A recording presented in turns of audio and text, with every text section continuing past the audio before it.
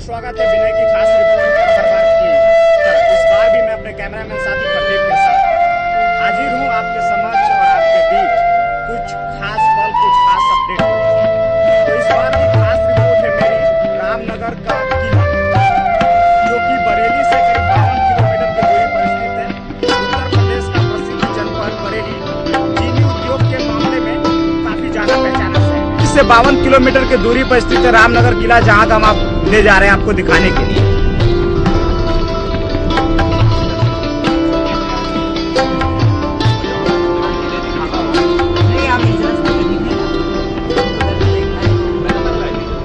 बरेली जनपद से करीब 52 किलोमीटर के दूरी पर स्थित आंवला तहसील के अंतर्गत रामनगर का किला आता है, जो कि एक गांव रामनगर के नाम से ही फेमस है। और ज्यादातर बरेली को लोग बरेली में शूट हुए गाने झुमका गिराने बरेली के बाजार में इससे जानते हैं। ऐसे में गाने के दृष्टिकोण से काफी महत्वपूर्ण बरेली को दर्जा मिला, उसके बाद बरेली काफी चमका। लेकिन फिलहाल जहां पर हम ले जा रहे हैं वो क्षेत्र एक खंडर किले के रूप में जाना जाता है, जहां पर इस समय भारतीय पुरातत्व सर्वेक्षण विभाग की देखरेख में चल रहा है। तो आइए चलते हैं इस किले की तरफ। क्या मान्यता है इस किले की, कैसे बनाया गया, इसके लिए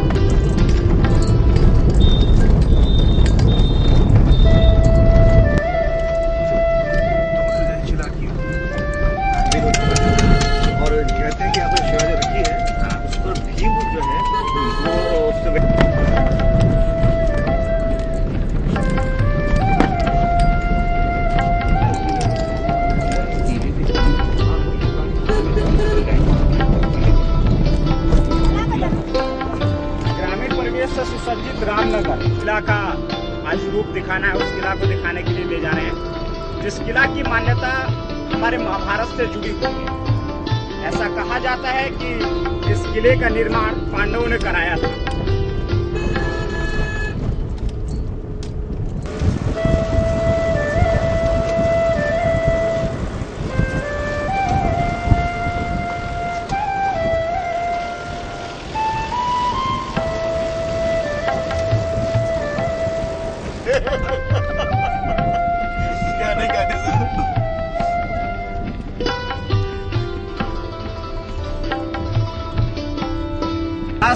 गवाह है कि भारतवर्ष में तमाम ऐसे ऐतिहासिक घटनाएं हुई जिनका उल्लेख प्राचीन शिलालेखों पर, प्राचीन ग्रंथों में, प्राचीन इतिहासों में मिलता रहा है।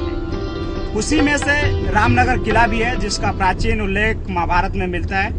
बताया जाता है कि जब जुए की बाजी लगी थी और उसको राज्य से पांडवों को निष्कासित किया गया था, उसके बाद हस्तिनापुर को अपनी राजधानी बना के पांडवों ने यहाँ पर किला का निर्माण कराया था। ऐसे में इस किले की धार्मिक मान्यता तो है ही, लेकिन भारतीय पुरातत्व सर्वेक्षण विभाग के अनुरूप ये एक तरह से ऐतिहासिक स्थल भी है। कौन से इसे मुख्य भूमिका प्राप्त है, मतलब सजे हुए लोग हैं, इसीलिए हम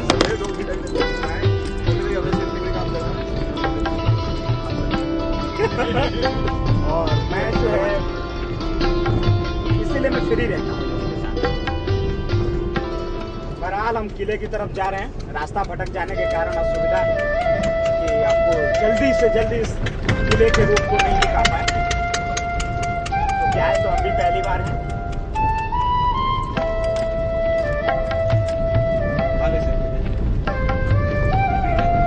किले की तरफ जाने से पहले कुछ शानदार किले दिखाई दे रहे हैं। ये जंगल, झाड़ियां और ऊंचे ऊंचे मिट्टी के टीले किसी किले से कम नहीं है। बात यही कि किले की दीवारों को ईंट और सीमेंट से सजाया गया है और ये प्राकृतिक रूप से मिट्टी ने अपने आप को एक किले नुमा रूप का आकार दिया है। ऐसे में इसके भी दुर्लभ दृश्य हैं जो हमारे कैमरामैन साथी प्रदीप जी शूट कर रहे हैं। इन दुर्लभ दृश्यों को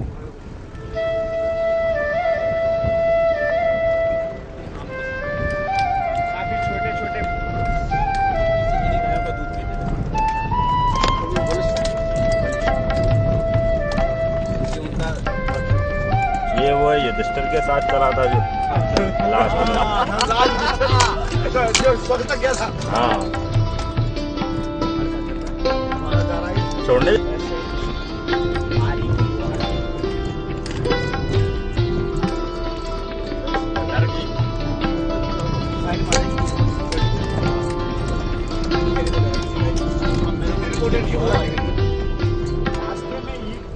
तो ऐसा लगता है कि किला का काफी बड़ा क्षेत्रफल था।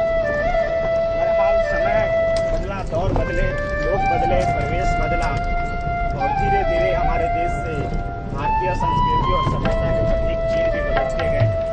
आज वही भारतवर्ष की पहचान बनने वाले किले खंडर के रूप में तब्दील हो गए हैं, जिन्हें ना तो हम पहचान पाते हैं और ना ही उन्हें डिसाइड कर पाते हैं कि आखिर किस किले की ईंट है या फिर कहाँ से है। लेकिन कुछ खंडर और कुछ पाश्चात्य सभा की सभ्यता और संस्कृतियों के अनुरूप बने हुए चीजों को जैसे जैसे देखते हैं तो ऐसा लगता है कि भारतवर्ष काफी ऐतिहासिक जगह रहा है और जितनी भी घटनाएं इस भारतवर्ष की भूमि पर यानी पावन माटी पर घटित हुई हैं, उनका कोई न कोई धार्मिक महत्व जरूर रहा है। तो बात रामायण की हो या महाभारत की हो, हर रूप से एक दृष्टिकोण तैयार था। वैसे में इस किले का भी एक काफी महत्वपूर्ण भूमिका है। किले के करीब तो पहुंच गए हैं, किले के बारे में जानना बहुत कुछ है क्योंकि जानकारी अधूरी है। उससे पहले मैं आपको रास्तों को दिखा रहा हूँ जो क्षेत्रफल के रूप में जाने जाते थे, काफी बड़ा था और ये ठीक हमारे सामने एक खंडर के रूप में तब्दील किला। देखने में तो ऐसा लगता है कि किसी नहर का बांध। ठीक सामने भीमशिला। ऐसा कहा जाता है कि भीम जी यहाँ पर आकर व्यायाम करते थे, यानी शक्तिशाली के रूप में तो जाने ही जाते थे, लेकिन शक्तिशाली होने से पहले क्या करना पड़ता है, इन सब चीजों को यहाँ पर पर्यटन साहब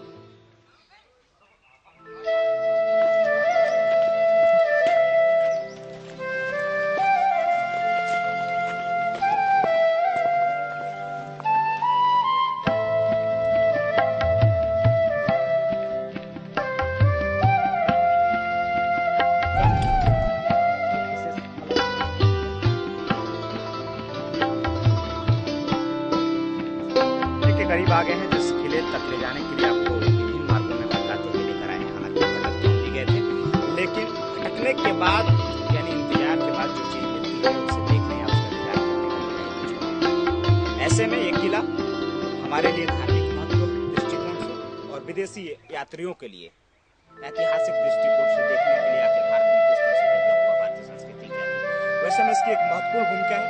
तो इसे भीमशिला के नाम से जाना जाता है, जहाँ पर भीम जी व्यायाम वगैरह करते थे। प्राचीन किला जो महाभारत काल से जुड़ा हुआ है, इसका निर्माण किया गया।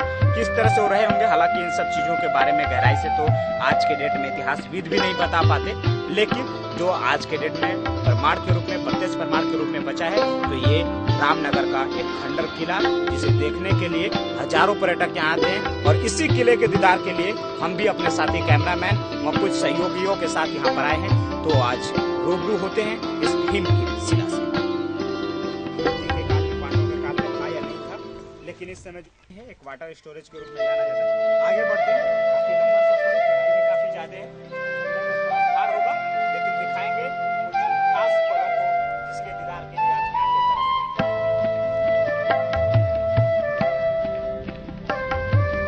सुंदर नजारा उस रामनगर का जिसे महाभारत एक हिस्सा बनने का सौभाग्य प्राप्त हुआ। पावन धारा पर आज हम भी आ चुके हैं, जहाँ के इतिहास से आपको रूबरू कराएंगे।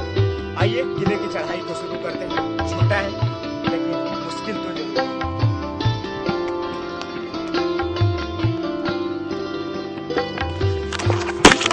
आप चलते रहिए।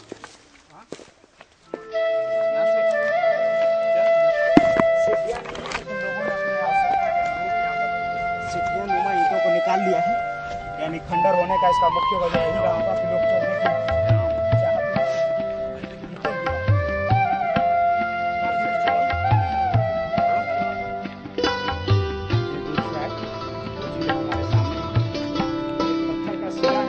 लॉजिकल और इतिहास इतिहास इस पत्थर के बारे में क्या कहता है, इस बारे में तो हम कुछ नहीं जानते, लेकिन देखने में लगता है कि कहीं ना कहीं इसका भारतीय इतिहास से या फिर महाभारत से जुड़ाव जरूर रहा होगा।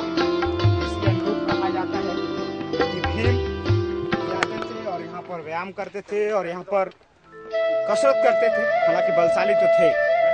ये पूरा रामनगर क्षेत्र किला के रूप में था, लेकिन दौर बदलने के कारण काफ़ी चीज़ें यहाँ पे खंडर हो गई, बहुत सारी चीज़ें विलुप्त हो गई, जिनका दीदार करना आज क्या अब इस पृथ्वी पर जितने भी लोग हैं उनके बस का नहीं। ये कुछ विलक्षण आंखें होंगी, बहुत सौभाग्यशाली लोग होंगे जिन्होंने इस किले का दीदार किया होगा। वैसे में संपूर्ण रामनगर क्षेत्र करीब देखने से ऐसा लगता है कि कम से कम 50 से 60 किलोमीटर की दूरी में बसा हुआ है, लेकिन अब सिर्फ जो दूर दूर तक दिखाई देता है वो सिर्फ जंगल, झाड़ियाँ और किला के टूटे फूटे ईंट और उसके साथ में उन ईंटों के साथ उगने वाले पेड़ पौधे। कुछ भी हो, ऐतिहासिक महत्व होने के कारण यहाँ पर हर लोग आते हैं, इस किले को देखते हैं, किले की बनावट को देखते हैं, ईंटों को निहारते हैं, आखिर क्या खास रहा कि इस किले का निर्माण किया गया। ऐसे ही हमारे साथ भी और पर्यटक हैं जिनसे हम बात करेंगे किस चीज से प्रभावित होकर आखिर हमारे सहयोगी सलील जैन जी हैं, ये भी मुरादाबाद के रहने वाले हैं, घूमने के लिए यहाँ पर आए थे। इनसे भी देखते हैं क्या इनके मन में थी, किस तरह से किला देखना था, आखिर कैसे। सलील जी कैसे आना हुआ यहाँ पर? मैं यहाँ मंदिर जैन मंदिर आया था, तो मैं सोचा चलिए यहाँ किला है, भीमशिला के बारे में मैंने काफ़ी सुना है, तो मेरा उत्सुकता हुई और मैंने कहा आज घूम के आया जाए। तो अपने मित्र विशाल जी के साथ मैं यहाँ घूमने आया।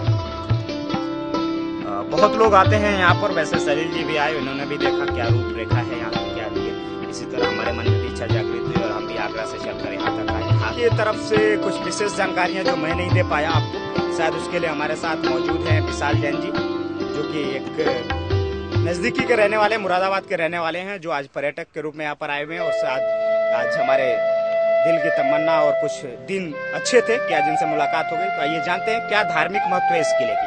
विशाल जी, किस तरह से किला बना, क्या रहा, क्या लॉजिकल चीज है इसको लेकर? सबसे पहले तो धन्यवाद दिनेश जी, यहाँ पर आप आए और इस अपने देश की धरोहर को आपने यहाँ पर आके शूट किया। इसके बारे में मान्यता है कि जैसे आप हिंदुस्तानी हैं, सब हिंदुस्तानी जानते हैं, रामायण महाभारत का इतिहास सभी जानते हैं। तो ऐसा कहा जाता है कि महाभारत के काल में इन खंडरों का निर्माण हुआ, बल्कि उनसे पहले। जैसा कि आपको विदित होगा कि दुर्योधन ने कहा था पांडवों से कि एक सुई के नोक के बराबर में भूमि नहीं दूंगा, तो आवश्यक था कि वो कहीं और जाकर रहें, कहीं और महल बनाए। तो वो लोग यहाँ पर आए और उन्होंने यहाँ पर महल बनाया। अभी आप देखते आ ही रहे होंगे, इतने खंडर पड़े हुए हैं, कुछ रंग महल हैं, कुछ व्यायामशाला हैं, कुछ अभ्यासशाला हैं, वगैरह वगैरह। तो ये जो शिला हम देख रहे हैं, इसे भीमशिला कहते हैं। कहते हैं कि ये पहले पांडवों की व्यायामशाला हुआ करती थी और भीम इस शिला को उठाकर इससे व्यायाम किया करते थे। और एक और मान्यता यहाँ पर प्रसिद्ध है कि यदि यहाँ पर जो रखी ईंटें हैं वो एक के ऊपर साथ रखी जाए और कुछ मांगा जाए तो मन्नत पूरी होती है। जैसा कि विशाल जी ने बताया कि यहाँ पर 7 ईंटें अगर एक के ऊपर एक रखकर कुछ मन्नतें मांगी जाए तो पूरी होना क्या हुआ, बल्कि उनसे पहले। जैसे कि आपको विदित होगा कि दुर्योधन ने कहा था पांडवों से कि एक सुई के नोक के बराबर में भूमि नहीं दूंगा, तो आवश्यक था कि वो कहीं और जाकर रहें, कहीं और महल बनाए। तो वो लोग यहाँ पर आए और उन्होंने यहाँ पर महल बनाया। अभी आप देखते आ ही रहे होंगे, इतने खंडर पड़े हुए हैं, कुछ रंग महल हैं, कुछ व्यायामशाला हैं, कुछ अभ्यासशाला हैं, वगैरह वगैरह। तो ये जो शिला हम देख रहे हैं, इसे भीमशिला कहते हैं।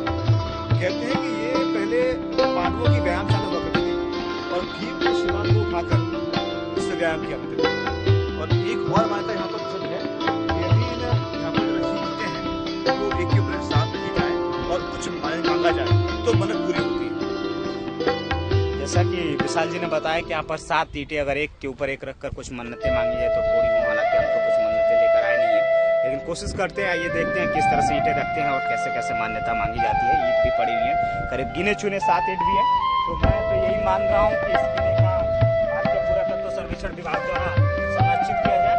लेकिन मैं 7 ईंटों को एक करके अभी तक 3 मैंने रखा है और 3 के बाद एक चौथा रख दिया और एक 5वां भी मैंने रख दिया और एक 6वां हो गया और शायद एक गिर रहा है, मंजूर नहीं है इसे, लेकिन मैं मांग लेता हूँ कुछ। और इस 7 ईंटें हो गए। सही ऐतिहासिक इमारत की रक्षा हो, इस ऐतिहासिक इमारत की सुरक्षा हो और भारतीय पुरातत्व सर्वेक्षण विभाग इस ऐतिहासिक दृष्टिकोण से महत्वपूर्ण रामनगर के किला को लेकर थोड़ा सतर्कता बरते और इसके सुरक्षा को दृष्टिकोण को लेकर कुछ मुख्य भूमिका निभाई। यही हमारी इस भीमशिला से एक मान्यता है। अगर पूरी हो जाए तो शायद दोबारा इस खास रिपोर्ट के साथ रामनगर के किला पर अपने साथी प्रदीप के साथ आने का मौका मुझे जरूर प्राप्त हो।